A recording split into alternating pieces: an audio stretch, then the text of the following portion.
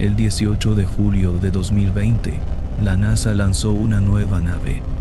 6 astronautas abordaron el Goliath primero y partieron para preparar la primera colonia humana en la Luna. Se esperaba que los preparativos tomaran un año, pero la nave llevaba 6 meses de comida adicional en caso de emergencia. La comunicación por radio solo era posible en el lado de la Luna que mira hacia la Tierra, por lo que se les indicó a los astronautas que permanecieran en esta área para mantener el contacto. Los astronautas habían aterrizado en el borde oriental del Mare Serenitatis. Este mar lunar estaba mayormente cubierto de basalto y tenía pocos cráteres, lo que lo hacía perfecto para la colonización. El objetivo de los astronautas era simple: mapear el área y planificar la construcción de edificios. El único peligro real en la Luna eran los meteoritos que la impactaban, ya que carecía de atmósfera. Un diario electrónico de los eventos del día debía ser enviado a la NASA, junto con cualquier foto o video interesante, aunque quedaba por ver si algo emocionante podía ocurrir.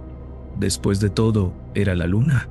A pesar de la aparente tranquilidad del entorno lunar, los astronautas seguían protocolos estrictos para garantizar su seguridad. Cada movimiento fuera de la base era calculado y supervisado, y las tareas se realizaban en equipo para minimizar riesgos.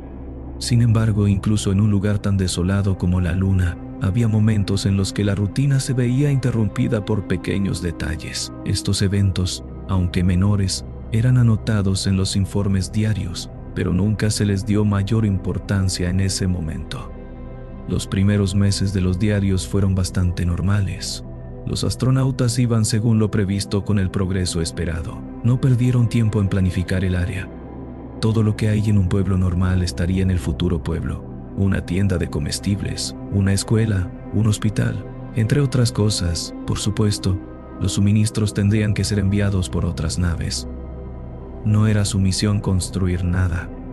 A medida que avanzaban en su trabajo, los astronautas comenzaron a notar pequeñas peculiaridades en el entorno lunar. Aunque el Mare Serenitatis era en su mayoría plano y despejado, ocasionalmente encontraban formaciones rocosas inusuales o grietas en la superficie que parecían demasiado regulares para ser naturales. Estos detalles, aunque intrigantes, no eran lo suficientemente significativos como para reportarlos de inmediato.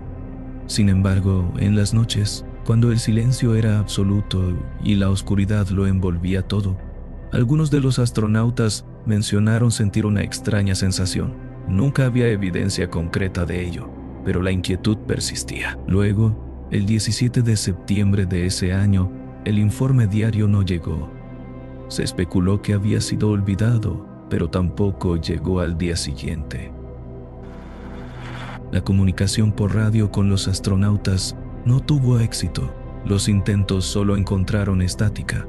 La torre de radio se veía funcionando perfectamente. Parecía que los astronautas simplemente no estaban dentro de su alcance. Varios videos perdidos fueron recuperados posteriormente del sitio. A continuación, se describe cada video. A los astronautas se les indicó que etiquetaran sus videos por fecha, seguidos de números si se grababa más de un video ese día. El primer video estaba etiquetado correctamente como 16 de septiembre de 2020. Dura alrededor de 10 minutos y se centra principalmente en examinar pequeños cráteres cerca del borde del mare. Cerca del final del video, el astronauta habla sobre escuchar ruidos de raspado provenientes del cráter, pero esto no era audible. El diario enviado a la NASA para el 16 de septiembre no mencionó este ruido. El segundo video también está etiquetado correctamente como 17 de septiembre de 2020. Este video tiene aproximadamente la misma duración que el anterior y se centra de manera similar en los cráteres, específicamente en el cercano cráter Bessel. Este es un cráter excepcionalmente grande, de más de 9 millas de ancho y 1 milla de profundidad. El plan era eventualmente construir un puente sobre él. Los astronautas comienzan a tomar notas sobre el cráter cuando el sonido de raspado se escucha nuevamente. Esta vez, sin embargo, es bastante audible y parece provenir de la base del cráter. El sonido se vuelve tan fuerte que comienza a irritar a los astronautas. Uno de los hombres mira hacia abajo sobre el borde para encontrar la fuente del ruido. Una fuerza no vista por la cámara lo jala repentinamente hacia el cráter. Sus gritos se escuchan brevemente antes de que el video se corte. El tercer y último video está etiquetado como Código 7700. Por favor, ayuden. La fecha es desconocida, pero se puede asumir que probablemente es del día siguiente. Comienza con un astronauta en una carpa de oxígeno hablando a la cámara. Explica con voz calmada que no ha podido contactar por radio. También explica cómo 2 de los astronautas han sido horriblemente masacrados. En este punto las lágrimas comienzan a rodar por su rostro, pero mantiene un tono calmado. El sonido de raspado de los videos anteriores se escucha de repente y con fuerza. La cámara es golpeada contra una pared adyacente de la carpa y escuchamos al astronauta suplicar, seguido de un fuerte golpe. El hombre continúa suplicando y gritando por ayuda, diciendo que no puede respirar. La cámara está completamente alejada de él, por lo que no se puede ver lo que lo está atacando. Vemos sangre comenzar a salpicar la pared adyacente. El hombre continúa gritando por ayuda y ahora está completamente desesperado. La sangre salpica la pared por segunda vez junto con el sonido de huesos rompiéndose y carne siendo arrancada. Sus súplicas de ayuda se detienen repentinamente y se reducen a gritos y llantos incoherentes. Mientras la sangre salpica la pared nuevamente, un poco de líquido marrón se mezcla con el líquido rojo brillante. El sonido de desgarro ha sido reemplazado por el de chapoteo y salpicaduras. El único sonido que el hombre hace ahora es un leve estertor de muerte. De repente, se queda en silencio y varios de sus órganos son arrojados cerca de la dirección de la pared. Coincidentemente, la noche del 18 de septiembre hubo una luna roja.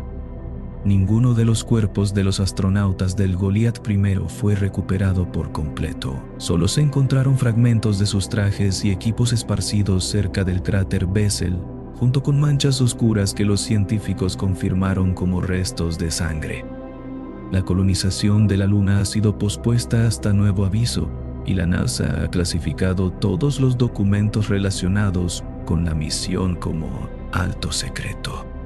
El equipo enviado para investigar los problemas de comunicación por radio que tenían los astronautas se negó a hablar con el público, y los pocos informes que se filtraron mencionaban anomalías en las grabaciones de audio. De los 4 miembros del equipo de reparación, 2 se han suicidado desde que regresaron a la Tierra. Los otros 2 continuaron bajo vigilancia médica. Algunos rumores sugieren que uno de ellos mencionó ruidos que no deberían existir antes de ser silenciado. Aunque los 3 videos fueron recuperados, también se obtuvo una fotografía. Todavía se desconoce qué representa.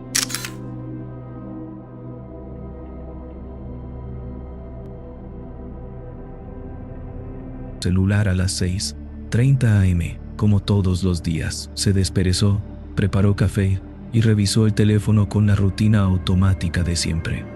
Noticias de política, deportes, algún video viral, todo normal. Pero entre los titulares había algo extraño. Astrónomos reportan la desaparición de una estrella en la constelación de Orión. No supernova, no rastro de radiación, simplemente desapareció. Frunció el ceño. Le parecía curioso, pero no más que eso. Tomó su café y salió al trabajo. El día transcurrió con una monotonía casi reconfortante. Cientos de correos, un jefe fastidioso, compañeros de oficina que hablaban de cosas irrelevantes. Sin embargo, al mediodía, otro titular le llamó la atención en la televisión del comedor de la empresa. Astrónomos perplejos, 2 nuevas desapariciones estelares. Científicos buscan explicaciones. 3 estrellas, pensó Santiago. No es algo común, pero tampoco es el fin del mundo. Al salir de la oficina, se fijó en el cielo. Nubes rosadas, el sol ocultándose tras los edificios. Todo parecía normal, pero en su camino a casa notó algo. Algo minúsculo pero inquietante. En una tienda de revistas, una portada decía: ¿Has oído el murmullo? No era el nombre de una revista de conspiraciones ni un libro. Era solo esa frase, en letras negras sobre fondo blanco. Santiago se quedó mirándola por un segundo sin saber por qué. Luego sacudió la cabeza y siguió su camino. Martes. El café le sabía amargo, aunque usó la misma marca de siempre. La alarma del celular había sonado con un leve eco extraño, como si el sonido viniera desde algún lugar lejano. En las noticias, Más estrellas desaparecen sin explicación. Fallos en satélites reportados en todo el mundo. Pasajeros de vuelo comercial aseguran que el cielo tenía una textura rara. Santiago se sintió inquieto todo el día. La gente a su alrededor parecía normal, pero había algo en el ambiente, un peso invisible, como cuando uno sabe que algo anda mal pero no puede explicarlo. Por la noche miró al cielo. Se veía diferente, no podía decir cómo. Había estrellas, sí, pero el espacio entre ellas parecía más oscuro, como si hubiera algo detrás, algo oculto. Miércoles, la gente hablaba del cielo en la oficina. No sé, se ve raro. Bah, es paranoia. Seguro es contaminación lumínica o algo. Santiago no dijo nada, pero lo sintió. Algo en el cielo no estaba bien. En las noticias, Un grupo de científicos reporta haber oído un sonido indescriptible en el espacio profundo. El cielo sobre la Antártida se ha tornado extrañamente ondulante. Varias personas en distintas partes del mundo aseguran ver sombras enormes moviéndose entre las estrellas. esa noche soñó con un tamborileo distante, un sonido monótono, primitivo, como si viniera de un tiempo anterior a toda existencia. Se despertó a las 3:00 a.m., con el sonido aún vibrando en su mente. Miró por la ventana. El cielo lo miró de vuelta. Había algo en la negrura, algo que no podía describir, y por primera vez en su vida sintió verdadero miedo. Jueves. El astrónomo Ryo Akihiro dejó de dormir. Pasó la noche anterior observando el cielo, registrando patrones estelares en un software de su laboratorio en Tokio. Lo que vio no tenía sentido. Las estrellas no solo desaparecían, se estaban reacomodando. A simple vista, el cielo se veía normal.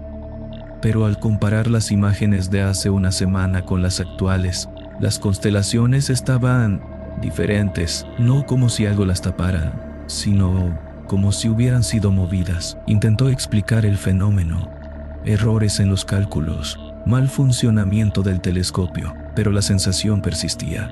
Una verdad oculta, presionando contra los límites de su comprensión. Antes del amanecer, sus colegas le enviaron mensajes frenéticos.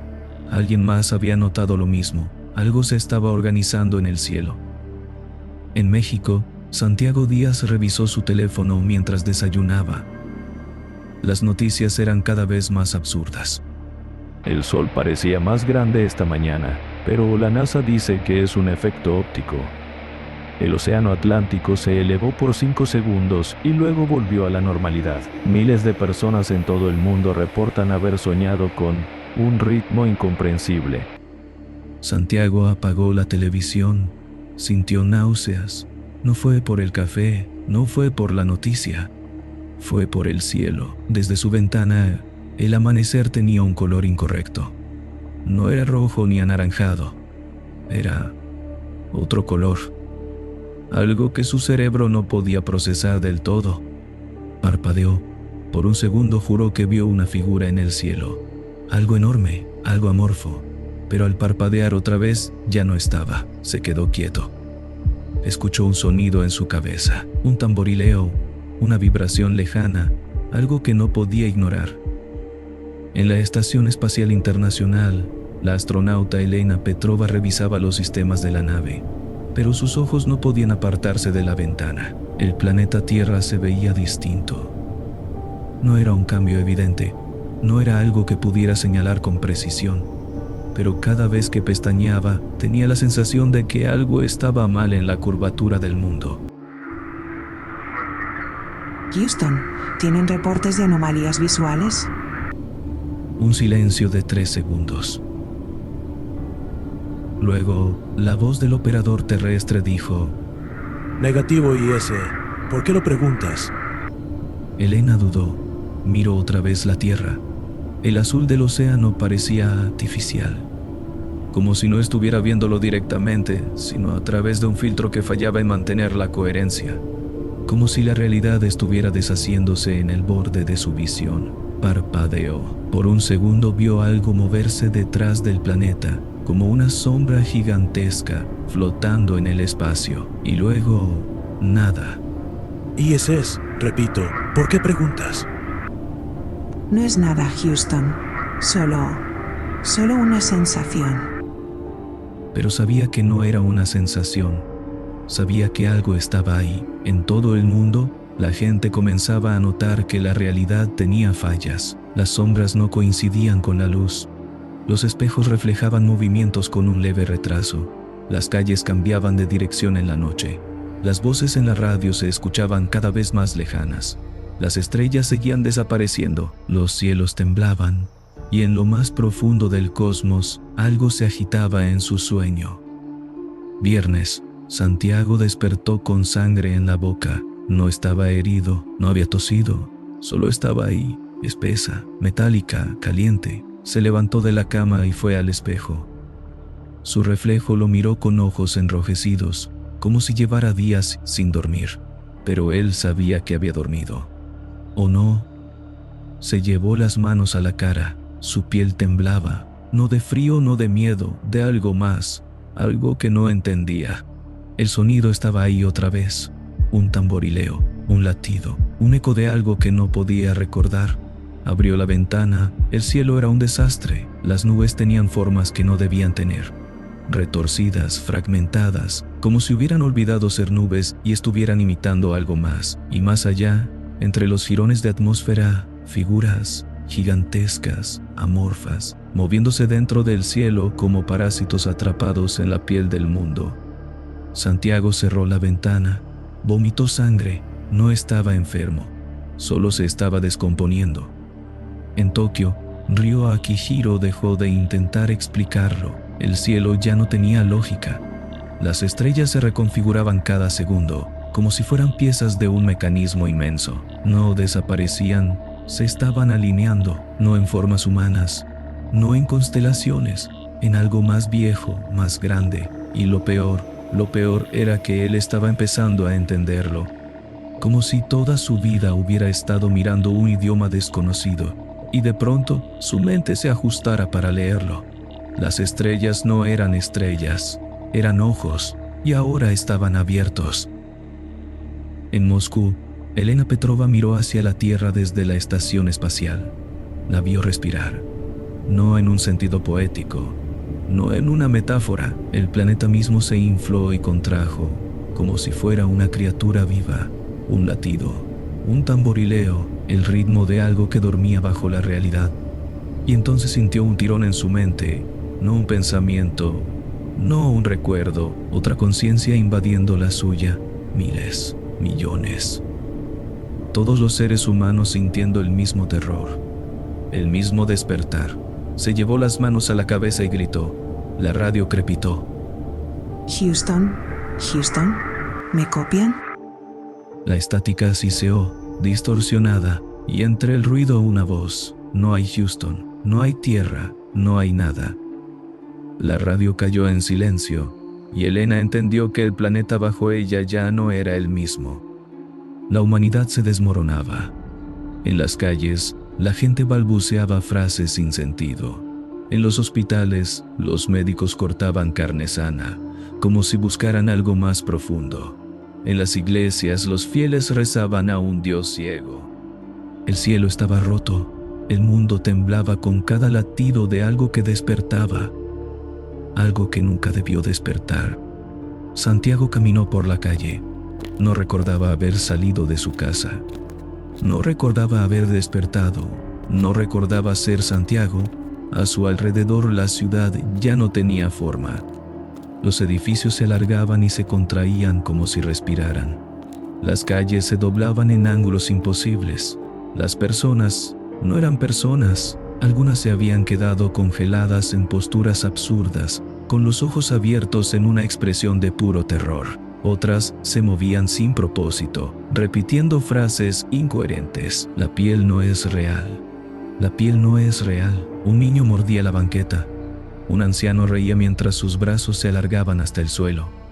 El cielo goteaba. Una sustancia negra caía en hilos gruesos, formando charcos que se abrían como bocas hambrientas. Y entre todo, los cánticos. En cada rincón la gente murmuraba en un idioma sin palabras. No rezaban a Dios, rezaban al caos, rezaban al sueño.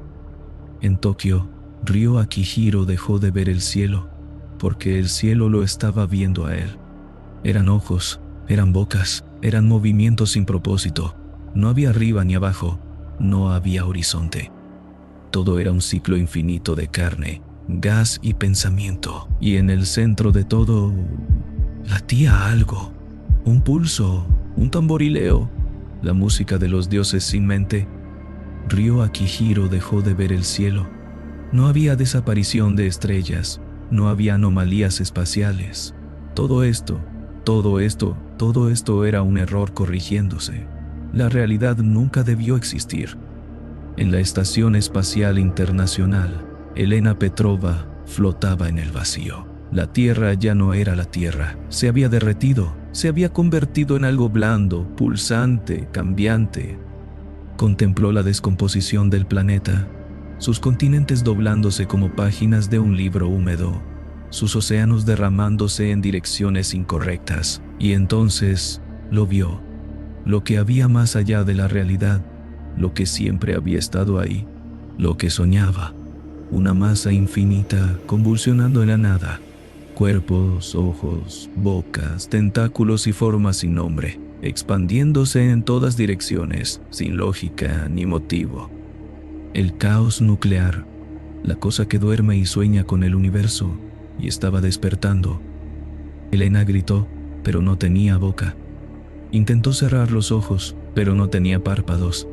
Quiso morir, pero ya no había muerte, porque ya no había nada. Santiago ya no caminaba, porque no había calle, no había ciudad, no había mundo, no había tiempo. Solo el latido de algo que nunca debió abrir los ojos. El tamborileo aumentó, el cielo vibró, el universo tembló. Y luego, nada, el sueño terminó. Azatoth despertó y todo dejó de existir. Siempre me han preguntado por qué dejé la investigación. La verdad es que no la abandoné. La investigación me abandonó a mí, como un paciente médico que sabe que no sobrevivirá a la cirugía. Pero nadie entiende eso. No pueden, y quizás eso sea lo mejor. Todo comenzó como un proyecto insignificante. En el laboratorio subterráneo del instituto, trabajábamos con el acelerador de partículas más avanzado del mundo. La meta era sencilla en teoría: descomponer la materia hasta sus componentes más básicos, esos bloques fundamentales que construyen la realidad misma. Habíamos trabajado meses ajustando las frecuencias, calibrando los detectores y simulando cada experimento antes de llevarlo a cabo. El incidente ocurrió en una tarde, en medio de pruebas de rutina. Una anomalía apareció en las lecturas, un pico en las frecuencias que no correspondía a ninguna partícula conocida. En un principio pensamos que era un error técnico, una falla en los sensores, pero tras recalibrar los instrumentos y repetir el experimento, la anomalía persistió. Al aislar la fuente, nos enfrentamos a algo que ninguno de nosotros pudo explicar.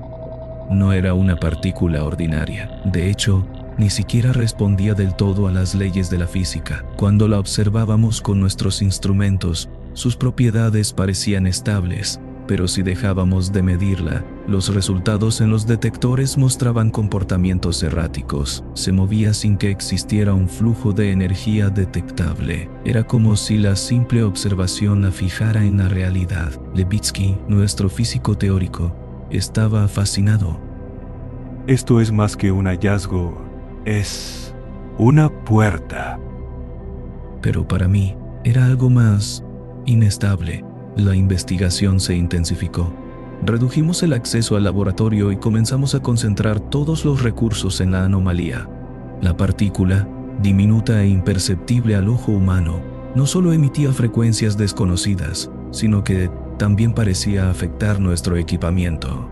Los monitores registraban cambios mínimos en los detectores, fluctuaciones que no deberían estar ocurriendo. No puede estar interactuando con su entorno. Argumentaba Levitsky, apuntando al modelo, pero el contenedor donde aislábamos la partícula mostraba alteraciones en su estructura. Materiales estables comenzaban a desgastarse y pequeñas fracturas aparecían sin razón aparente. Luego vino la primera visión. Estaba trabajando en la consola de control del acelerador, revisando las gráficas del último experimento. De repente, tuve un destello, un instante de algo que no estaba allí. Era un lugar húmedo y oscuro, con una textura extraña en las paredes, como piel vieja y reseca. No había luz, solo un brillo tenue que parecía emanar de las sombras mismas. Y algo se movía en ese espacio, algo que no podía describir, porque mi mente se negaba a procesarlo. Parpadeé y el laboratorio volvió a mí, pero tenía el pulso acelerado y el sudor frío que recorría en mi frente no se disiparon. Me dije que era el cansancio. Jornadas de trabajo interminables podían provocar alucinaciones. Pero al día siguiente, Levitsky se acercó a mí con una mirada que nunca olvidaré. ¿Has estado soñando cosas raras? No era el único. Uno a uno, los miembros del equipo comenzaron a compartir experiencias similares. Fragmentos de lugares desconocidos, visiones de estructuras imposibles, sonidos como un zumbido constante mezclado con un latido distante. Los que pasaban más tiempo en el laboratorio eran los más afectados. Fue entonces cuando surgió la pregunta que nadie se atrevía a formular en voz alta. ¿Y si no estábamos simplemente observando la partícula? ¿Y si algo al otro lado también nos estaba observando a nosotros? No detuvimos los experimentos. Por supuesto que no. ¿Cómo podríamos? El potencial de lo que habíamos descubierto era inmenso. Una nueva forma de materia, o tal vez algo más fundamental, más elemental que todo lo que conocíamos. El instituto financió cada solicitud, blindando el proyecto con el mayor secretismo. Podría ser la clave para comprender el universo, dijo Levitsky una noche mientras ajustaba las frecuencias del acelerador. Pero yo ya no pensaba en las implicaciones teóricas. Sentía que algo no estaba bien. Los efectos colaterales se volvieron más evidentes. Cada vez que la partícula era sometida a nuevas pruebas, la temperatura del laboratorio fluctuaba levemente, aunque el sistema de control climático no mostraba fallas.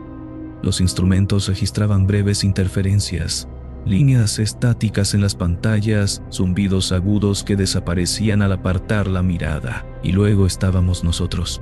Las visiones se hicieron más frecuentes. Al principio eran flashes momentáneos, pero pronto comenzaron a prolongarse. Estabas trabajando, haciendo cálculos, cuando de repente tenías visiones como si fueras transportado a otro lugar. Eran fragmentos de algo que no podíamos comprender del todo. Corredores interminables, estructuras retorcidas, un cielo que palpitaba como si tuviera vida propia. Lo peor era la sensación. No eran simples sueños. Lo que veíamos tenía un peso, una textura. Había algo profundamente real en esos lugares, y cuando volvías en ti, la mente tardaba unos segundos en reajustarse al laboratorio. Recuerdo el día en que Levitsky comenzó a hablar de las voces. Estábamos en el comedor, un grupo reducido de nosotros, intentando ignorar el hecho de que todos habíamos empezado a evitar el laboratorio fuera de las horas estrictamente necesarias. Son como murmullos. No puedo entender lo que dicen, pero están ahí, como si estuvieran justo detrás de mí, dijo, mirando su taza de café con ojeras hundidas. Nadie se rió, nadie lo contradijo, porque todos habíamos sentido lo mismo. Pero lo que realmente cambió las cosas ocurrió durante la sexta prueba de aceleración. Habíamos incrementado la energía a niveles nunca antes probados, intentando desestabilizar la partícula lo suficiente como para observar sus propiedades en un estado más puro. Todo estaba perfectamente calculado, y sin embargo, al momento del disparo, algo falló. Los monitores se apagaron de golpe, las luces parpadearon y el aire en el laboratorio pareció volverse más pesado, como si estuviéramos sumergidos en agua. ¡Corte de energía!, grité, pero nadie respondió. Giré hacia mis colegas y vi que estaban inmóviles, como si estuvieran congelados en el tiempo, pero no estaban paralizados por el fallo, estaban mirando algo. Fue entonces cuando lo vi. En el centro del acelerador, donde la partícula debería haber sido confinada, había un espacio vacío, un vacío que no debería haber estado allí. Era como una grieta en la realidad, un abismo negro que devoraba la luz a su alrededor. Algo se movió dentro. No tengo palabras para describirlo. No era una criatura, ni siquiera un objeto. Era una presencia, una forma que se plegaba sobre sí misma como un espejismo, pero con una intención que podía sentirse en el aire, en los huesos. El vacío desapareció al cabo de un segundo, tal vez 2, pero no importaba. Algo había cambiado. Después de aquello, los efectos comenzaron a intensificarse. No podíamos estar cerca del laboratorio sin sentir esa opresión, ese zumbido bajo que parecía vibrar en el mismo núcleo de nuestros cerebros. Las visiones dejaron de ser momentáneas, ahora venían incluso fuera del laboratorio, en nuestras casas, en nuestros sueños. Lo peor fue la noche en que uno de los asistentes técnicos, un joven brillante llamado Carter, apareció en la sala de control cubierto de cortes.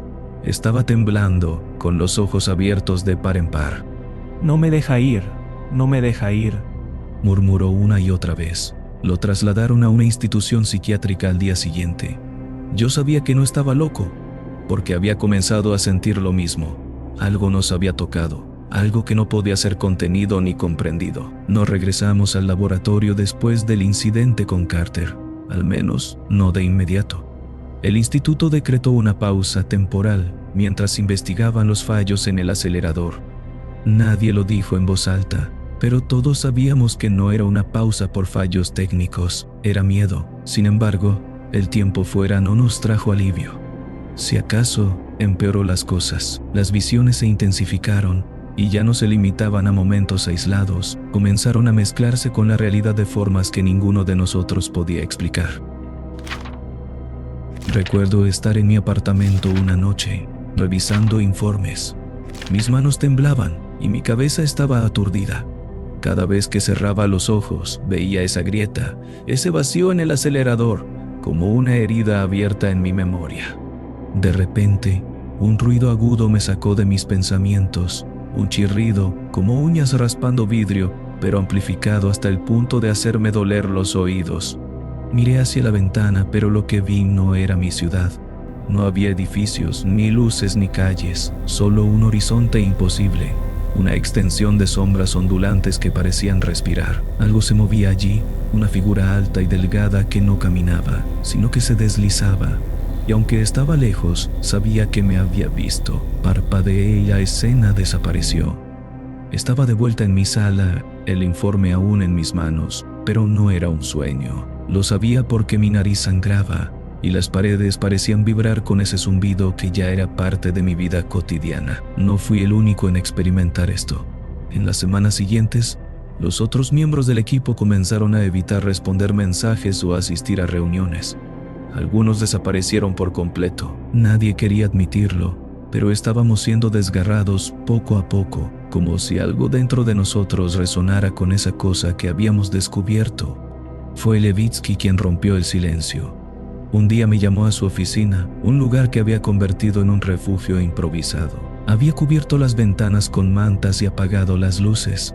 El único brillo provenía de las pantallas de sus monitores, donde gráficos y ecuaciones incomprensibles se alineaban en patrones frenéticos. Esto va más allá de la física. Es algo más primario, más fundamental. ¿Qué quieres decir?, le pregunté, aunque temía la respuesta. Todo lo que conocemos, las partículas, las fuerzas, las leyes del universo, son capas, ¿entiendes? Capas sobre algo más profundo, algo primigenio. Y lo que encontramos no es una partícula, es una pieza de eso, una parte infinitamente pequeña de algo tan vasto que nuestras mentes no pueden concebirlo. Es como si arrancaras un pedazo de piel de algo inmenso, algo vivo, y ahora Ahora sabe que estamos aquí. Quise decirle que estaba equivocado, que esto era una paranoia colectiva causada por el estrés, pero en el fondo sabía que tenía razón. Lo sentía cada vez que cerraba los ojos, esa presencia, esa vastedad que nos había tocado, que nos estaba absorbiendo poco a poco. Esa noche Levitsky desapareció. Dejaron un comunicado oficial, abandono voluntario del proyecto, pero yo sabía lo que había pasado. Lo encontré en su oficina horas antes de que se fueran los del instituto. Sus notas estaban regadas por el suelo, ecuaciones y diagramas que parecían girar en espiral hacia un único símbolo que no entendía, pero que me llenaba de terror solo con mirarlo. Y al centro de su escritorio había una sola frase, escrita con letra desordenada en tinta roja. No podemos cerrar la puerta. Los días posteriores fueron una niebla de paranoia. Sentía que algo me seguía, incluso cuando estaba solo. Mi reflejo en el espejo tardaba demasiado en moverse. Las luces parpadeaban aunque no hubiera fallas eléctricas. La última prueba antes de que el proyecto se clausurara por completo fue la más aterradora. La partícula, según dijeron los técnicos, había comenzado a expandirse. No físicamente, sino en lo que describieron como presión espacial. Era como si estuviera empujando contra las paredes de nuestro universo, creando grietas que no podíamos ver pero que empezábamos a sentir. Y esas grietas estaban creciendo. El laboratorio estaba vacío cuando me llamaron por última vez. La mayoría del equipo había abandonado el proyecto, aunque nadie lo había hecho oficialmente. Simplemente dejaron de presentarse.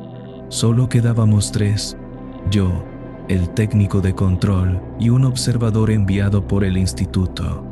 Ninguno quería estar allí, pero algo nos mantenía atados, como si cerrar la puerta y no mirar atrás fuera una ofensa contra aquello que habíamos descubierto.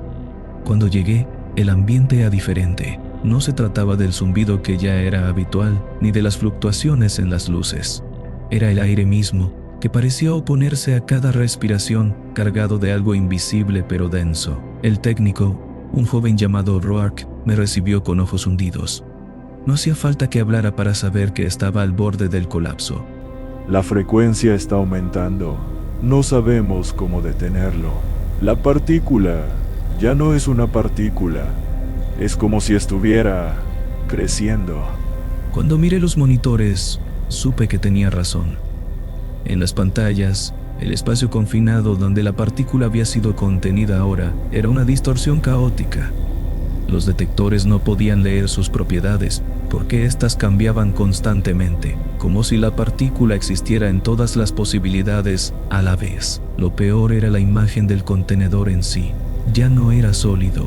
Las paredes parecían desintegrarse y reconstruirse en patrones orgánicos, como carne viva que se estiraba y contraía. El instituto quiere que aumentemos la energía, dijo el observador sin levantar la vista de sus papeles. Su tono era clínico, pero en sus manos se notaba el temblor. ¿Aumentar la energía? «¡Estás loco!», grité. Dicen que podría estabilizarla. Es nuestra última oportunidad. Sabía que era mentira. Nadie esperaba estabilizar nada. Querían ver qué pasaba si forzábamos esa cosa al límite. Era un experimento suicida, pero estábamos demasiado atrapados como para detenerlo. La última prueba comenzó a las 22:34. La sala de control estaba en silencio excepto por el zumbido ensordecedor que ahora parecía provenir de todas partes. Cuando el acelerador alcanzó su máxima capacidad, la grieta apareció de nuevo. Esta vez no fue un destello. Era un abismo que devoraba la luz, una herida en la realidad que se extendía como si respirara. La presión en la sala era insoportable. Sentí como si mis huesos fueran a romperse. Dentro de la grieta había movimiento. Sombras que no deberían existir se deslizaban por su interior, retorciéndose en formas que desafiaban la lógica. No eran criaturas ni objetos, ideas vivas que colapsaban sobre sí mismas. Entonces escuché las voces. No eran palabras. Eran fragmentos de pensamientos, sentimientos, imágenes imposibles de describir, y estaban dentro de mi cabeza. No podía cerrarlas, no podía apagarlas. Eran abrumadoras, infinitas, como si cada una viniera de una conciencia distinta. El técnico Roarke cayó al suelo gritando. Me giré hacia él, pero su rostro estaba contorsionado, como si algo invisible lo estuviera aplastando desde dentro. Cuando levantó la mirada, sus ojos ya no eran suyos, eran pozos negros, como la grieta, y algo más miraba a través de ellos. Nos vio. Siempre nos ha visto. El observador intentó correr, pero la puerta de la sala de control no se abría. Estábamos atrapados, y la grieta seguía creciendo. No recuerdo cómo salí. Es un borrón de gritos, luz y una sensación de caída interminable. Cuando desperté, estaba en el exterior del laboratorio, tendido en el suelo húmedo de la madrugada. No había señales de los demás. El instituto clausuró el proyecto y borró todo rastro.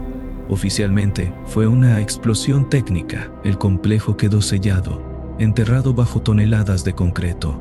Pero no importa cuánto lo escondan, porque la grieta sigue ahí. Lo sé porque la siento, incluso ahora mientras escribo esto. En mis sueños, en los rincones de mi visión periférica, siempre está acechando. Lo que encontramos no era una partícula.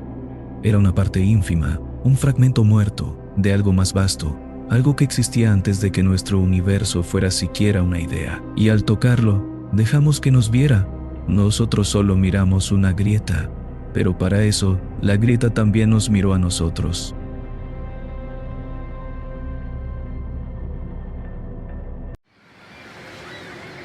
Cuando llegas al pueblo de San Austero por primera vez, podrías jurar que nada allí ha cambiado en siglos. Casas de madera erosionadas por la sal del mar, barcas pintadas de azul y blanco varadas en la arena, y un aire cargado de yodo y pescado fresco. Los que vivimos aquí hemos aprendido a seguir los ritmos del agua. Cuando el mar está tranquilo, salimos a pescar. Cuando se vuelve caprichoso, aguardamos en tierra firme. Todo gira en torno al mar. Siempre lo ha hecho. Soy pescador como mi padre antes de mí y su padre antes que él. El mar es nuestro amigo, nuestro enemigo y nuestro juez. Pero algo empezó a cambiar hace unas semanas. Al principio fue sutil. Los peces que sacábamos tenían manchas negras en la piel, como si la tinta de un calamar los hubiera salpicado. Algunos viejos del pueblo decían que era contaminación, aunque nadie sabía de dónde podría venir. Aquí no hay fábricas ni barcos grandes, pero no era solo eso. Los peces sabían diferente. Incluso después de cocinarlos, dejaban un sabor metálico en la lengua que no podías quitarte por días. Luego, los pescadores comenzaron a quejarse de las corrientes. Van hacia donde no deberían ir, decía Tomás, mi compañero de barca. Es como si el agua estuviera viva, moviéndose por su cuenta. Yo me reía al principio. Tomás siempre ha sido supersticioso, el tipo de hombre que lanza monedas al agua para apaciguar al dios del mar. Pero un día me di cuenta de que tenía razón. Las corrientes parecían torcidas, llevando las redes a lugares donde nunca habíamos pescado antes, zonas más profundas y oscuras. Y los peces que sacábamos de esas aguas eran diferentes. No solo tenían las manchas negras, sino que sus ojos estaban vacíos, como perlas opacas, y sus cuerpos eran más fríos al tacto. Una vez, uno de ellos empezó a moverse en la cubeta después de estar horas fuera del agua. Pero lo peor fue el sonido. Tomás y yo lo escuchamos por primera vez a unas 10 millas de la costa, justo cuando el sol se estaba hundiendo en el horizonte y el cielo adquiría ese color naranja rojizo que a todos aquí nos gusta. Era un retumbo bajo, como un tambor gigante golpeado desde el fondo del océano. Se sentía más que se escuchaba, una vibración en las costillas que te dejaba con la piel de gallina. «Es una ballena», dije, aunque no estaba tan seguro. No es una ballena, respondió Tomás en voz baja, mirando al agua como si esperara ver algo emerger. Esa noche, mientras dormía, soñé con un lugar que nunca había visto antes. Un paisaje submarino de torres enormes y estructuras cubiertas de algas, iluminadas por un tenue resplandor verde. Había algo en el fondo, una sombra inmensa, pero cada vez que intentaba mirarla directamente, el sueño se desvanecía y me despertaba con el corazón latiendo como loco. A la mañana siguiente, le conté a Tomás sobre el sueño. Se quedó callado un rato y luego me confesó que había soñado algo parecido. No le di mucha importancia al principio, pescadores compartimos historias raras todo el tiempo, pero entonces otros empezaron a hablar. Unos decían que el mar estaba cantando, que escuchaban murmullos en las olas. Otros tenían sueños como los nuestros. Y luego estaban los peces. Algunos ya no tenían manchas, sino heridas abiertas que no parecían causadas por redes o anzuelos. Y ninguno de los que vivían aquí quería comerlos. Algo en ellos daba asco, incluso miedo. Un día, el viejo Santiago, uno de los pescadores más experimentados del pueblo, llegó con una red rota y los ojos vidriosos. Nos mostró lo que había atrapado, un pez que apenas tenía forma, con su carne cubierta de espinas como agujas, y lo tiró al suelo como si quemara. Nunca había visto nada igual. No volvamos a pescar allí. Pero el mar seguía llamándonos. Las corrientes nos llevaban más lejos cada vez, y aunque todos teníamos miedo, ninguno podía evitarlo. Era como si el agua misma nos arrastrara hacia algo que no queríamos conocer. Y yo no podía dejar de pensar en ese lugar de mi sueño, en esas torres hundidas y esa sombra que esperaba en el fondo. Algo está cambiando en el mar. Algo nos está observando. Días después de aquella noche en que el viejo Santiago arrojó ese pez retorcido en el suelo, algo en el pueblo cambió. Nadie lo decía en voz alta, pero el aire se sentía más pesado, cargado de una humedad que no desaparecía ni con la brisa del mar. Las gaviotas que solían llenar el puerto con sus gritos habían desaparecido. El mar estaba más callado que nunca, excepto por ese retumbar lejano que a veces podías sentir en las plantas de los pies si permanecías mucho tiempo en la arena. Tomás empezó a cambiar también. Al principio fue sutil. Un par de noches sin dormir, largas horas mirando el horizonte como si esperara algo. Cuando le pregunté qué pasaba, solo murmuró: Creo que hay algo ahí, en el agua. Nos está observando. Creí que se estaba volviendo loco. Pero entonces yo mismo empecé a tener más sueños. No eran exactamente pesadillas, pero me despertaba empapado en sudor. En ellos siempre estaba bajo el agua, flotando entre esas torres que había visto antes. Las estructuras parecían respirar, pulsaban con vida propia. Había grietas que se abrían y cerraban como bocas, y figuras oscuras se movían entre las sombras, demasiado rápidas para distinguirlas. Pero lo peor era la sensación. Una presencia, algo gigantesco, inhumano, que parecía llenar el océano entero con su peso. Cuando le conté a Tomás, sus ojos brillaron con algo que no supe si era miedo o emoción. Es real. Lo estamos viendo porque quiere que lo veamos. Una noche, Tomás no regresó a su casa. Su barca apareció al amanecer en la playa, llena de redes vacías y con el motor apagado. Los otros pescadores y yo lo buscamos todo el día, pero no había rastro de él en el mar. Algunos decían que había caído al agua por accidente, pero yo sabía que eso no era cierto. Antes de desaparecer me había dicho que pensaba salir solo, que quería buscar el lugar de los sueños. No se lo dije a nadie, pero la noche en que Tomás desapareció soñé con él. En mi sueño lo vi descendiendo lentamente por el agua, como si algo lo estuviera arrastrando. Su rostro no mostraba miedo, sino una especie de resignación, como si aceptara su destino. Las torres lo rodeaban, y algo enorme se movía más abajo, demasiado oscuro para distinguirlo, pero lo suficientemente grande como para que el agua temblara a su alrededor. Al día siguiente, otros pescadores empezaron a hablar de cosas que habían visto. Siluetas que parecían moverse bajo sus barcos, sombras que pasaban rápidas entre las olas, y entonces estaban los sonidos. Cada vez más fuertes. Ahora no solo se sentían como un retumbar en el pecho, eran un canto grave, casi humano, que parecía surgir de las profundidades. Es un monstruo marino. Dijo alguien en la taberna. Un kraken o algo así. Pero el viejo Santiago, que había estado en el puerto escuchando, negó con la cabeza. No es un monstruo, es algo más antiguo, más grande. Nadie le preguntó más. Nadie quiso hacerlo. Esa misma noche el mar brilló, era un resplandor verde, tenue al principio, como si alguien hubiera encendido una luz bajo el agua.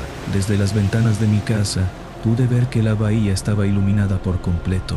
las olas brillando en la oscuridad como si contuvieran partículas de fuego esmeralda. Salí corriendo al puerto y encontré a otros pescadores mirando desde el muelle.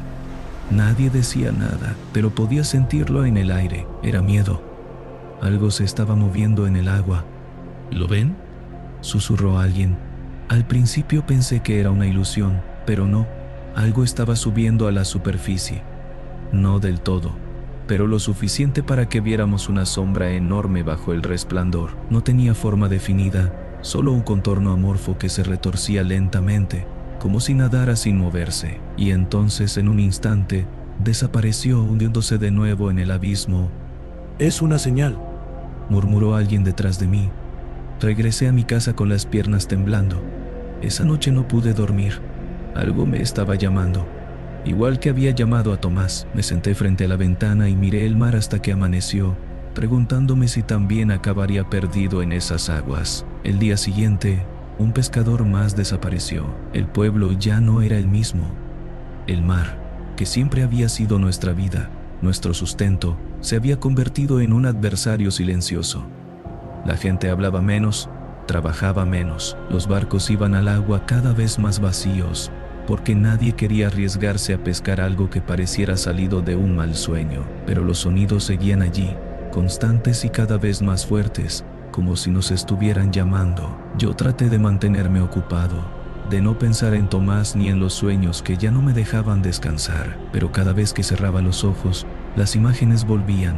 Las torres sumergidas, el brillo verdoso que se filtraba entre sus grietas, y esa presencia, inmensa, inalcanzable, como una montaña que podía aplastarte solo con existir. Fue entonces cuando empezaron los murmullos entre los pescadores. Algunos decían que el mar estaba vivo, que nos estaba hablando. Otros, más valientes o más locos, creían que si lo seguíamos hasta el fondo encontraríamos respuestas. Nadie lo decía en voz alta, pero todos pensábamos lo mismo. ¿Y si Tomás y los otros no habían desaparecido realmente? ¿Y si habían ido hacia abajo? Una noche, el viejo Santiago apareció en la puerta de mi casa. Se veía peor que nunca, con la piel pálida y las manos temblorosas. Tenemos que hablar, dijo, entrando sin esperar invitación. Me senté frente a él mientras sacaba una botella de aguardiente de su chaqueta. No bebió, solo la sostuvo como si fuera un amuleto. ¿Has soñado con ellas? ¿Ellas? Las torres, las estructuras, la ciudad bajo el agua.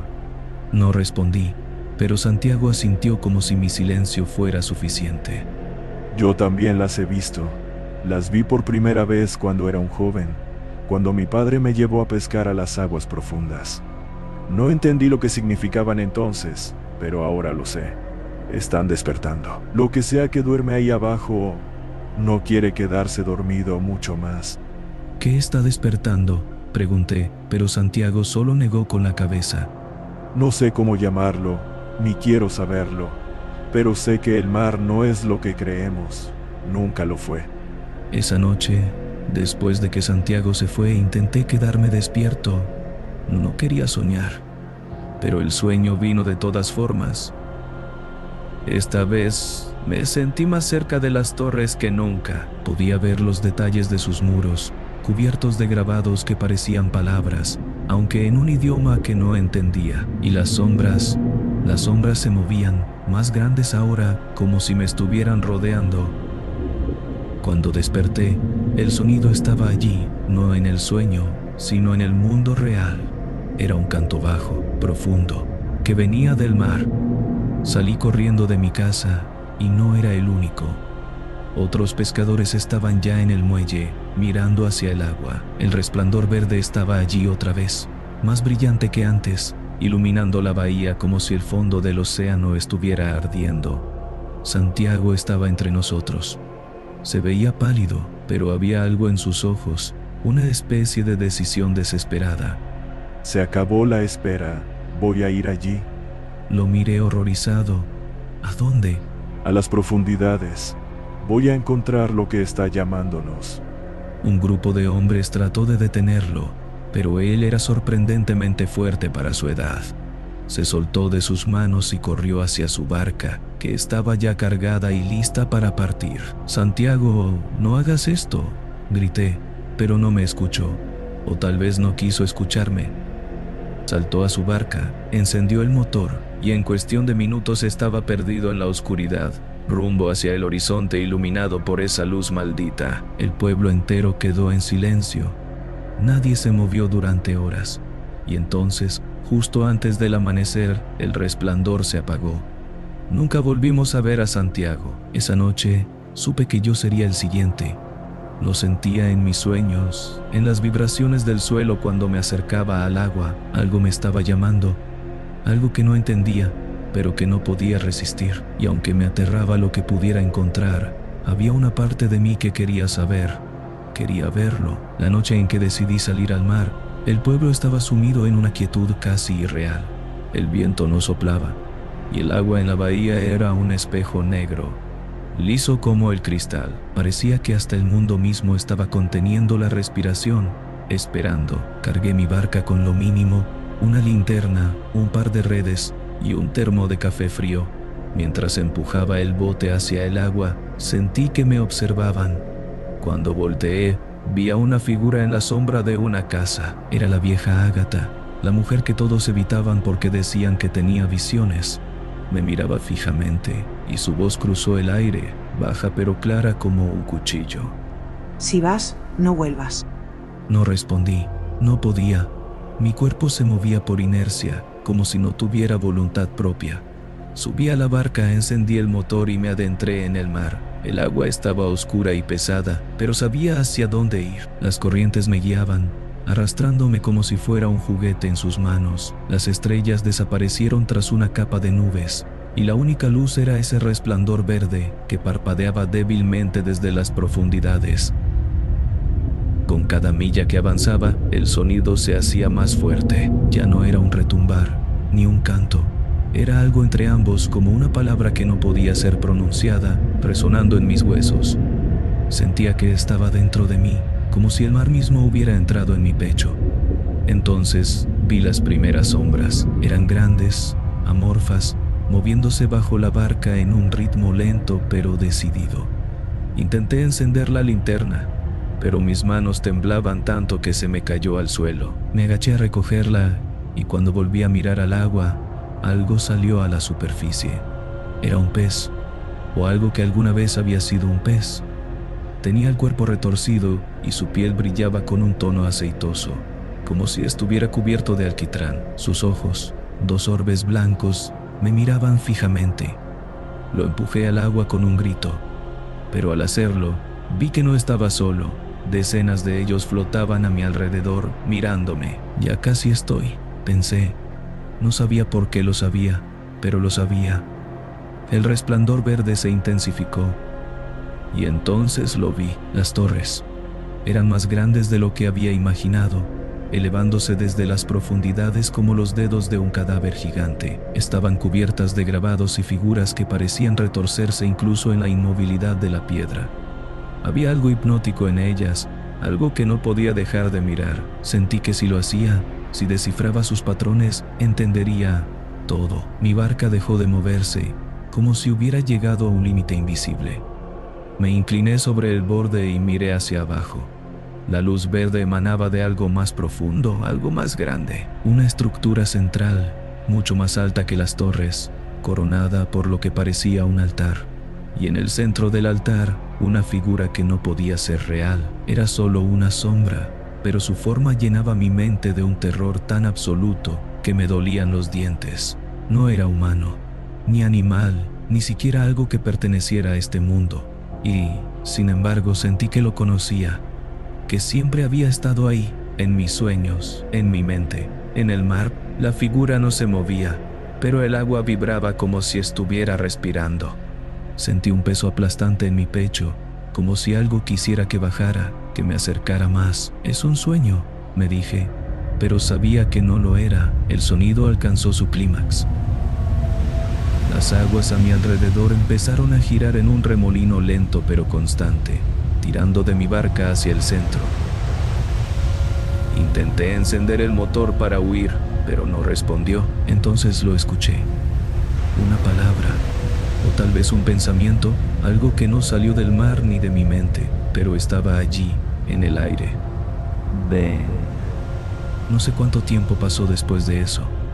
Lo único que recuerdo es estar de pie en la barca, mirando hacia abajo, con el sonido llenando mi cabeza como un eco interminable. Vi formas moviéndose en las torres, figuras humanoides que parecían inclinarse hacia mí, extendiendo sus manos o tentáculos. No sé qué eran, pero sus movimientos parecían una invitación. Al final, no resistí. Apagué la linterna y me dejé caer al agua. El frío me cortó como un cuchillo, pero no me detuvo.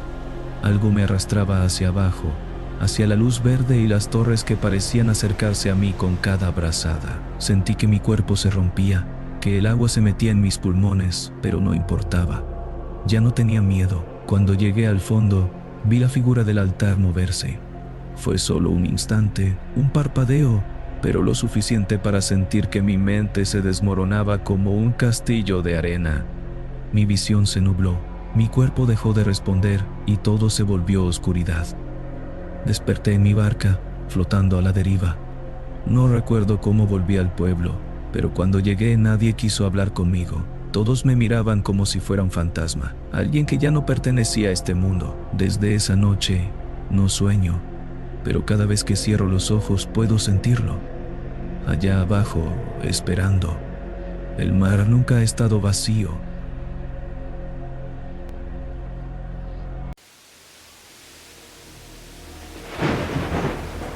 El tercer día de lluvia, el aire ya tenía ese sabor metálico.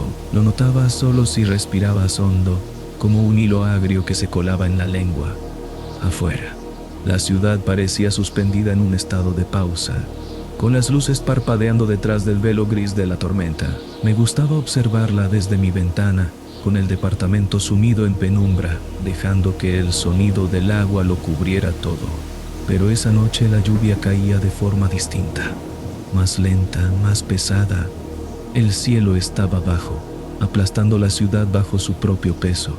Las nubes se estancaban sobre los edificios, cargadas de algo que no era solo agua. Fue entonces cuando lo vi. Al principio solo era una línea roja surcando el cielo, cortando la tormenta con una luz irregular, como si la atmósfera misma se resistiera a dejarla pasar. Pero lo extraño fue la lentitud con la que descendía. No caía como cualquier objeto que estuviera ingresando a la atmósfera. Flotaba. Tardé varios segundos en darme cuenta de que la luz no tenía una trayectoria natural. Se deslizaba entre las nubes con una cadencia que parecía medir la distancia, como si escogiera cuidadosamente dónde aterrizar. No hubo explosión, solo un golpe sordo apagado que hizo temblar los vidrios. Después, la lluvia pareció cesar por un instante, como si algo hubiera alterado su ritmo. Encendí la televisión. Posible meteorito. El objeto cayó. Masa orgánica. La señal se cortaba cada pocos segundos, dejando la pantalla cubierta por estática. Las imágenes eran borrosas, grabadas desde la distancia con teléfonos. Pero, aún así, lo que se veía era imposible de confundir. No era roca, era algo blando, una forma amorfa que relucía con la luz de los reflectores, pulsando lentamente bajo la lluvia. Al principio parecía una masa gelatinosa, pero conforme las cámaras se acercaban, podías distinguir la curva translúcida en su superficie. Claramente parecía ser un ojo de unos 5 metros de diámetro. No era perfectamente esférico. Estaba deformado, como si lo hubieran arrancado de algo mucho más grande, aún vivo. La membrana que lo recubría parecía estirarse con cada pulsación, como si respirara bajo la lluvia. Uno de los reporteros mencionaba que las autoridades estaban acordonando la zona, pero su voz sonaba ahogada, como si hablara con la garganta apretada. Las autoridades aseguran que no hay peligro. La transmisión se cortó abruptamente, dejando solo la estática llenando el cuarto. Afuera, la lluvia seguía cayendo. No sé cuánto tiempo pasé viendo la pantalla vacía, con el olor metálico colándose por las ventanas. Me acerqué al vidrio. A lo lejos, entre las sombras de los edificios, podía distinguir las luces de las patrullas y las primeras carpas blancas desplegándose alrededor del impacto.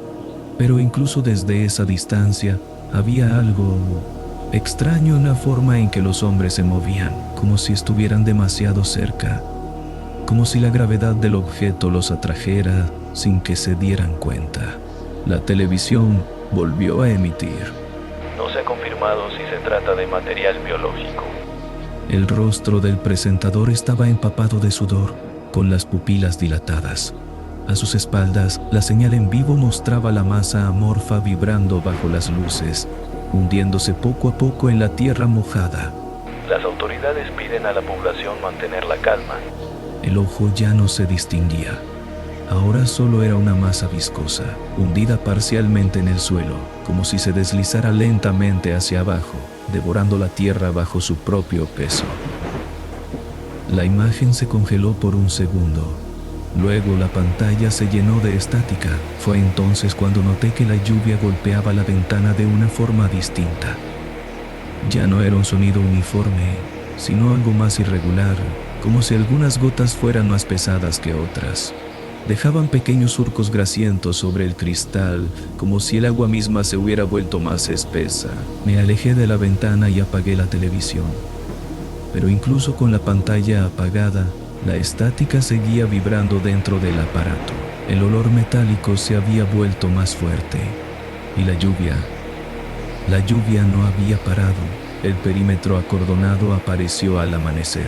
Vi las carpas blancas desde mi ventana, cubiertas por una lona brillante que parecía sudar bajo la lluvia. Levantaron vallas metálicas alrededor del objeto, pero nadie se acercaba demasiado. Las figuras con trajes sellados se movían con lentitud, casi a desgana, como si cada paso costara más esfuerzo del que debería. El olor había cambiado durante la noche. Ya no era solo óxido. Era más profundo, más espeso, un hedor dulce y corrupto, como carne húmeda descomponiéndose bajo la piel. Se pegaba a la garganta, dejando una capa aceitosa en la lengua con cada respiro. Encendí la televisión para buscar alguna explicación, pero la señal llegaba con interferencias, como si la lluvia estuviera bloqueando las transmisiones. El objeto continúa siendo analizado por los equipos científicos. El presentador hablaba con la voz apagada, sin inflexiones. Su rostro estaba sudoroso, con los ojos hinchados como si llevara días sin dormir. Detrás de él las imágenes mostraban a los científicos alrededor del objeto, pero no se acercaban demasiado. Habían colocado focos industriales alrededor de la masa amorfa, pero la luz parecía diluirse sobre su superficie gelatinosa, como si la propia materia absorbiera la energía. Las autoridades aseguran que la situación está bajo control. Nadie decía lo que era. Nadie mencionaba el ojo. La masa seguía allí, encogida sobre sí misma, hundiéndose lentamente en el barro con una paciencia animal, como si esperara.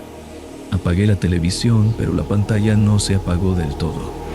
La estática seguía vibrando detrás de la negrura, un zumbido constante que parecía filtrarse por los bordes del aparato. El olor no se iba. A lo largo del día, la ciudad entera empezó a oler a metal húmedo, a cables quemados y carne vieja, como si algo se estuviera descomponiendo bajo la lluvia, filtrándose por las alcantarillas. Vi cómo la gente caminaba más despacio por las calles, con los rostros hinchados y la piel pálida, como si el aire pesara sobre ellos, aunque nadie comentaba nada al respecto, pero estoy seguro que lo sentían. Al caer la tarde, los apagones se hicieron más frecuentes. Las luces parpadeaban en patrones irregulares, como si algo invisible se moviera entre los cables, tanteando los circuitos, probando su alcance. El olor era más fuerte cada vez que las luces se apagaban. Me asomé al balcón y vi cómo la ciudad se deshacía poco a poco. Las patrullas habían desaparecido del perímetro. Solo quedaban las carpas vacías empapadas bajo la lluvia. Los pocos científicos que seguían allí permanecían inmóviles durante minutos enteros, con la cabeza inclinada hacia el objeto, como si escucharan algo que nadie más podía oír. Volví a encender la televisión. La señal llegaba a ráfagas, con el sonido distorsionado por la interferencia. No se ha identificado la naturaleza del objeto. La voz del presentador temblaba ligeramente, pero intentaba disimularlo. Las imágenes mostraban las mismas carpas empapadas, con las luces artificiales parpadeando entre la lluvia. Pero ahora había algo más. Un perro muerto junto al cordón de seguridad. el cuerpo hinchado, con el pelaje pegado al asfalto. El agua formaba pequeños riachuelos oscuros bajo su cuerpo, como si la lluvia estuviera extrayendo algo de la carne muerta, disolviéndola desde adentro. La cámara apenas se detuvo un segundo sobre el animal, pero yo lo vi. Vi cómo la carne bajo el pelaje seguía moviéndose, como si algo en su interior aún latiera lentamente, aferrándose a la vida sin razón alguna. La imagen se cortó. La pantalla quedó vacía durante varios segundos antes de que la señal regresara con un zumbido bajo, casi imperceptible. El presentador seguía hablando, pero su rostro estaba fuera de foco, deformado por la estática. Las autoridades piden mantener la calma. Por la noche, los primeros disparos empezaron a escucharse desde el centro. No hubo sirenas, solo el eco seco de las balas perdiéndose bajo la lluvia. Al principio pensé que eran fuegos artificiales, pero cuando los cortes de luz oscurecieron la calle, empecé a ver las siluetas colgando de los balcones, balanceándose lentamente bajo el agua. Nadie recogía los cuerpos. Algunos permanecían horas, hasta que la lluvia los deshacía poco a poco, desprendiendo trozos oscuros que se deslizaban por las paredes. La ciudad estaba hundiéndose en algo que nadie quería nombrar. Esa madrugada me quedé sentado en el suelo del departamento, con la televisión encendida frente a mí. La pantalla solo mostraba la señal de emergencia. Permanezcan en sus hogares. Eviten el contacto con el agua de lluvia. La situación está bajo control. Pero el texto parpadeaba en intervalos irregulares, como si alguien más estuviera utilizando la frecuencia para transmitir otra cosa, algo que aún no entendíamos. La primera semana pasó como en una fiebre lenta. La lluvia seguía cayendo con la misma monotonía aplastante, cubriendo los edificios con una pátina oscura, como si toda la ciudad se estuviera hundiendo en un líquido espeso. El olor metálico se había vuelto insoportable, impregnando cada esquina, cada respiro. Ya nadie hablaba de la cosa caída. Los noticieros seguían transmitiendo imágenes del perímetro, pero los reporteros hablaban con voces apagadas, con los ojos hundidos en sus rostros sudorosos. Las imágenes solo mostraban las carpas vacías, empapadas bajo la lluvia. Ningún científico había salido en días. A veces, la cámara se detenía demasiado tiempo sobre las lonas blancas, como si algo se moviera lentamente detrás del plástico, pero nadie lo mencionaba. El primer cadáver apareció 2 días después. Un hombre se había ahorcado en la terraza de un edificio frente al mío, colgando bajo la lluvia con la cabeza inclinada hacia un costado, como si aún escuchara algo. El agua caía sobre su cuerpo, deshaciendo la piel con lentitud, dejando correr líquidos oscuros por las baldosas. Nadie bajó a recogerlo. Durante horas el cuerpo siguió allí, balanceándose con el viento, hasta que la lluvia terminó por deshacer las vértebras y lo dejó caer en la calle con un golpe sordo. Después vinieron los demás. Gente que saltaba desde los balcones, rompiéndose contra el asfalto con el mismo sonido apagado, como si la lluvia amortiguara las caídas. Otros simplemente se quedaban quietos bajo el agua, hasta que dejaban de moverse. Desde mi ventana, los veía de pie durante horas, con los ojos fijos en el cielo, dejando que la lluvia les lavara el rostro hasta que la piel empezaba a hincharse, a abrirse, a disolverse. Encendí la televisión solo para tener algún sonido que rompiera el silencio, pero la señal se volvía más errática con cada día. La mayoría de las emisiones eran solo pantallas vacías o mensajes de emergencia que se repetían en bucles distorsionados. Permanezcan en sus hogares. Eviten el contacto con el agua. La situación está bajo control. Pero a veces aparecían imágenes, fragmentos breves como si alguien hubiera cortado la señal para transmitir otra cosa. Una mujer caminando desnuda bajo la lluvia, con la piel abierta en largas fisuras por donde se asomaban filamentos oscuros, fibrosos. Un niño golpeándose la cabeza contra una pared, una y otra vez, hasta que la frente se volvía una masa deforme de carne y hueso. Cuerpos flotando en el agua, hinchados, palpitando levemente, como si la vida dentro de ellos no se hubiera detenido del todo. El dolor de cabeza llegó al 6º día. Era un latido constante detrás de los ojos, como si algo se estuviera gestando dentro del cráneo, presionando para abrirse paso. La fiebre iba y venía, arrastrándome a sueños donde la ciudad se derretía bajo la lluvia, con las calles transformándose en canales de carne húmeda, palpitante, atravesados por cuerpos que se deshacían lentamente. A veces despertaba con la sensación de que mi piel se había vuelto más delgada, como si algo bajo la carne latiera con un ritmo propio, ajeno. La lluvia seguía cayendo, pero ahora dejaba un residuo sobre las superficies, una película aceitosa que no terminaba de evaporarse. El agua se volvía espesa entre los dedos, con una textura viscosa, casi cálida. El olor ya no era solo óxido ni carne podrida. Era algo más profundo, más antiguo, como el aroma de un útero abierto, de tejidos blandos fermentándose bajo la piel. Las alucinaciones empezaron después. Veía formas entre las gotas de lluvia, sombras que se disolvían en la superficie del agua. Al principio solo eran destellos, manchas fugaces en el rabillo del ojo, pero luego se volvieron más claras.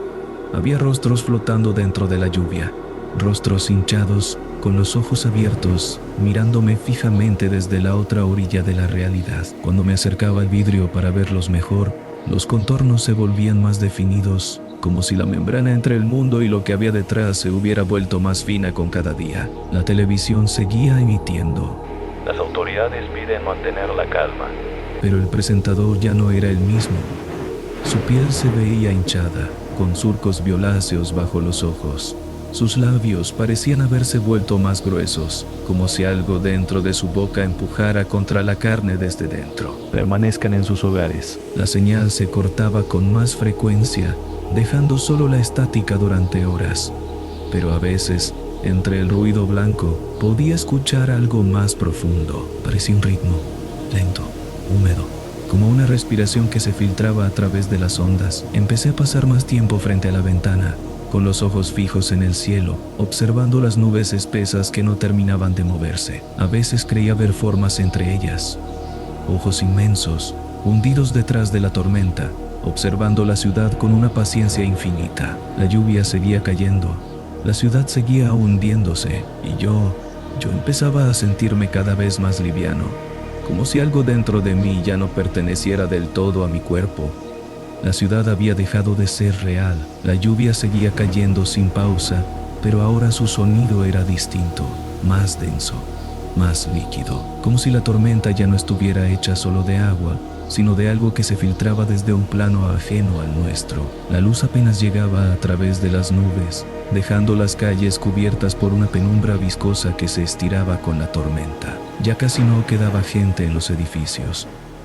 Los cuerpos seguían apareciendo por las mañanas, hinchados y palpitantes, derramando líquidos oscuros que se mezclaban con el agua estancada. Algunos se colgaban de los balcones, con los vientres abiertos como sacos de piel, dejando caer sus órganos lentamente en los charcos. Otros simplemente se desplomaban en medio de la calle, con la boca abierta, exhalando aliento agrio hasta que sus pulmones se vaciaban por completo. Pero lo peor eran los que seguían vivos.